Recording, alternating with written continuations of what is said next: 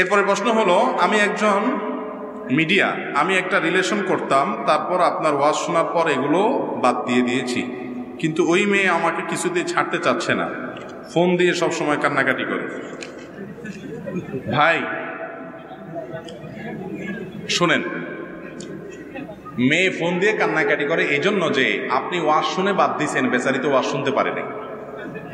ওয়াজ যদি শুনতো তাহলে হয়তো আল্লাহ তাআলা তাকে যদি হেদায়েত দিতেন, তখন উল্টে আপনি কাঁদতেন, আপনাকে সে ছেড়ে চলে যেত। ঠিক না ঠিক? এখন ওয়াজ একা শুনছেন, যে ওয়াজের কারণে আপনি হারাম ছেড়ে দিয়েছেন, ওই ওয়াজটার ভিডিও লিঙ্কটা তারে পাঠায় দেন,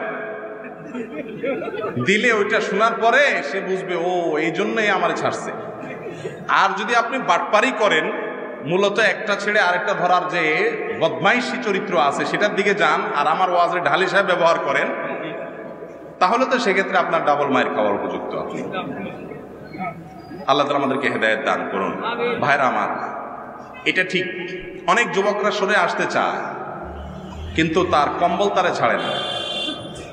সে কম্বল ছাড়তে চায়, কম্বলে তারে ছাড়ে না। ভাইরে, লা তাআতা লিমাখলুকিন ফি মাসিয়াতিল খালিক, ইন্নামা তাআতা ফিল মারুফ। আল্লাহর নির্দেশের বাইরে পৃথিবীর কারোর কথা আমি শুনবো না, এর নাম ইমানদার, এর নাম মুসলমান। স্যাক্রিফাইস তো এখানে ভাই, ত্যাগ তো এই জায়গাটাতে। আপনি তাকে জানিয়ে দিবেন যে দেখো, কোনো বাটপারি চিটাই না, তোমার ছেড়ে আরেকজন ধরাধরি না, তুমি আমার জিন্দেগি, আমার খোঁজখবর নিয়ে দেখতে পারো। আমি হারাম ছেড়ে হালালের পথে আসছি, আমি লজ্জিত, অনুতপ্ত, আল্লাহর কাছে ক্ষমা প্রার্থী। তোমার হক নষ্ট করে থাকলে তোমার কাছে ক্ষমা প্রার্থী, আল্লাহর কাছে মাপ চাই, আমি এই পথে যাব না। তুমি ভালো মানুষ হলে, তোমাকে বিয়ে করতে হলে অপেক্ষা করো, আল্লাহ তৌফিক দিলে নসিবে থাকলে হবে। আবার অযথা বাবা মার সাথে তেড়ামি করিও না, উপযুক্ত পাত্র পেলে বিয়ে বসে যায়। এটা বলার পরে হয়তো মেয়ে আপনাকে 10টা গালি দিবে, খারাপ বলবে, তুই চিটার, বাটপার, 2 নম্বরই করছিস, অনেক কিছু বলবে, কিন্তু আপনি এগুলোতে বলবেন না। শয়তান তারা দিয়ে অনেক কিছু কান্নাকাটি করাবে। হ্যাঁ, আর মেয়েরা তো এমনি একটু বেশি কাঁদতে পারে ছেলেদের তুলনায়, তাই না? তো যেটাই হোক না কেন, কোনো অবস্থাতে আর হারামে ফিরে যাওয়া যাবে। আপনি ত্যাগ করবেন তো আল্লাহর জন্য, তার কান্নার কারণে আপনার মনে মায়া হচ্ছে, কিন্তু সেটাও আল্লাহর জন্য ত্যাগ করবেন। এটা তো স্যাক্রিফাইস, এটা তো স্যাক্রিফাইস।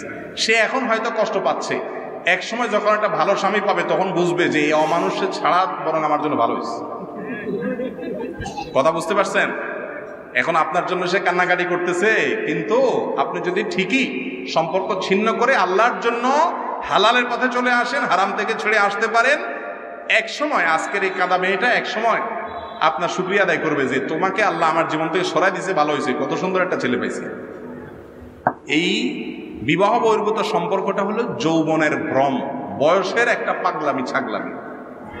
যারা 4-5 ছেলে মেয়ের বাপ হয়েছে তাদের কাছে জিজ্ঞেস করেন, এই সমস্ত প্রেম প্রীতি আপনারা যেগুলা করেন যুবকরা বিবাহের আগে, এগুলা কত নম্বরের শয়তানের ফাইজলামি এবং কত নম্বরের বিভ্রান্তি এবং পুরাটা ধোঁকা।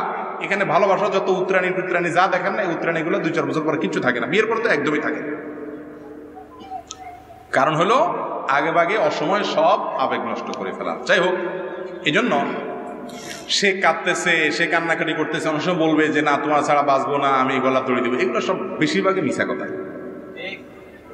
বুঝতে পারছেন? আপনি যেন মিছা কথা বলছেন সারা জীবন তার সাথে, সেও আপনার 2-4টা বলতেছে। বড় জোর যদি দেখেন না বেশি রিস্ক হয়ে যাচ্ছে খারাপ, তার বাপ মারা জানায় দেন, কিন্তু নিজেকে আপনি হারাম থেকে দূরে রাখেন। আল্লাহ তাআলা আমাদেরকে তৌফিক দান করুন।